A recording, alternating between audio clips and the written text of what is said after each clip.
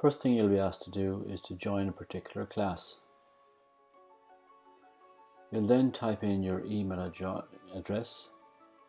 If this is for the first time, you'll have to type in your address and agree to the conditions underneath.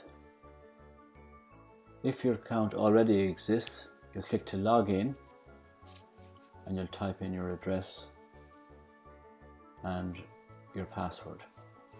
If you can't remember your password, go to Forgot Password and follow the instructions given.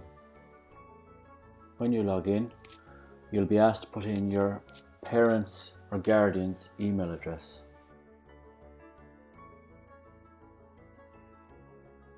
When you have that done, you can accept the invite. And then you'll be added to that teacher's team.